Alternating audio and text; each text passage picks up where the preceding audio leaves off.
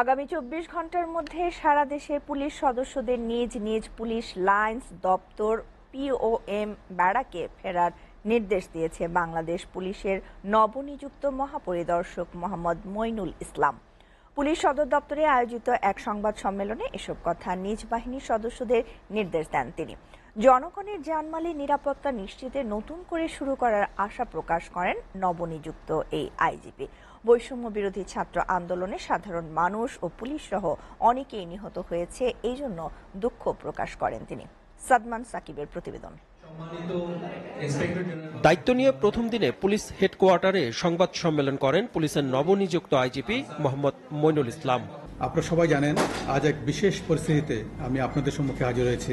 জনগণের জানমালের নিরাপত্তায় পুলিশ কবে থেকে কর্মস্থলে যোগ দিবেন এ বিষয়ে জানাতে গণমাধ্যমের সাথে কথা বলেন তিনি।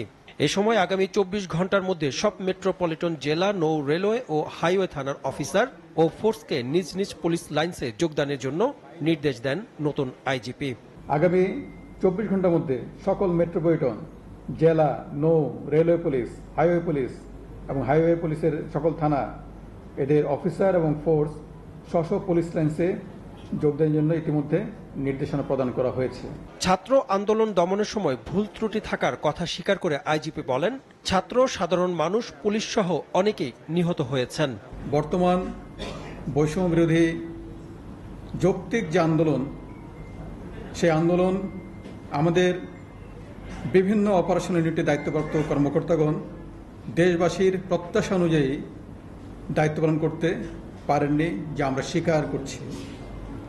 এজন্য বাংলাদেশ পুলিশের পক্ষ থেকে আমি পুলিশ প্রধান হিসেবে আন্তরিকভাবে দুঃখ প্রকাশ করছি। বৈষম্য বিরোধী ছাত্র আন্দোলনকে কেন্দ্র করে সাম্প্রতিক সময়ে ছাত্র, সাধারণ মানুষ, পুলিশ সহ প্রতিটি হত্যাকাণ্ড যেখানে সংঘটিত হয়েছে তার সুষ্ঠু এবং নিরপেক্ষ তদন্ত করতে আমরা আইনিভাবে প্রতিশ্রুতিবদ্ধ।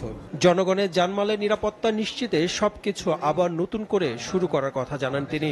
সুচিন্তিত মতামতকে অগ্রাধিকার দিয়ে একটি দক্ষ, জনবান্ধব এবং প্রযুক্তি নির্ভর, আধুনিক ও জবাবদিহিমূলক পুলিশ যাতে আরও বেশি জনবান্ধব হতে পারে সেই ব্যবস্থা কিন্তু আমরা নিব।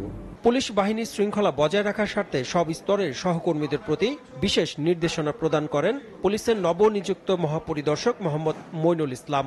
আমি পুলিশ বাহিনীর শৃঙ্খলা বজায় রাখার স্বার্থে কোনো ধরনের দাবি, মন্তব্য, প্রত্যুত্তর ইত্যাদি প্রদান করা থেকে বিরত থাকার জন্য অনুরোধ করছি। সাদমান সাকিব, এসএটিভি, ঢাকা।